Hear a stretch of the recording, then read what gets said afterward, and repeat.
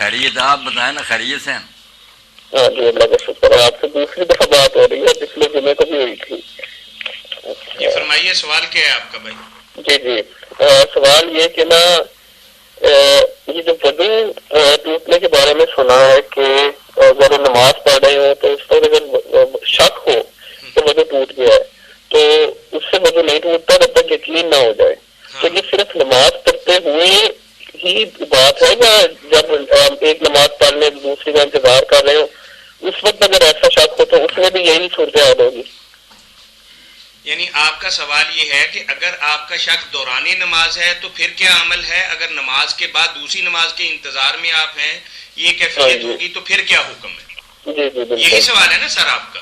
ہاں جی ہاں جی جی. چلیے ٹھیک ہے. ایک بیماری ہے میری بھائی، پاگل ہو جائے ہر وقت وہ میرا شاید میرا وضو ہے یا نہیں، رکھنے کتنی ہوئی، ان میں آدمی اگر پھنس جائے نا اس کے پیچھے. بات کلیئر نہیں آ رہی جی.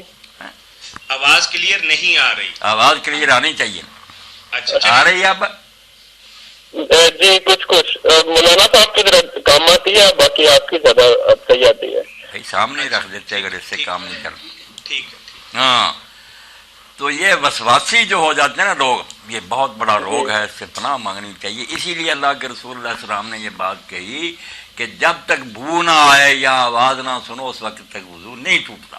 وہم میں پڑے رہو گے نا وضو ٹوٹ گیا تو شیطان اس طرح پاگل بنائے گا کہ آپ کو پھر تسلی ہوگی نہیں کہ میرا وضو ہے.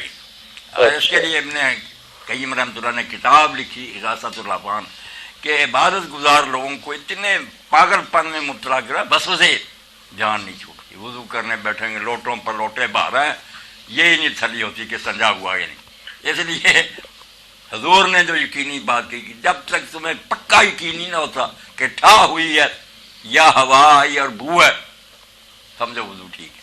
یہ نماز کے اندر بھی اور باہر بھی شک میں نہیں پڑھنا، یقین پر بنیاد رکھنی چاہیے. شک کوئی ٹھیک ہے جی. چلیے بارک اللہ.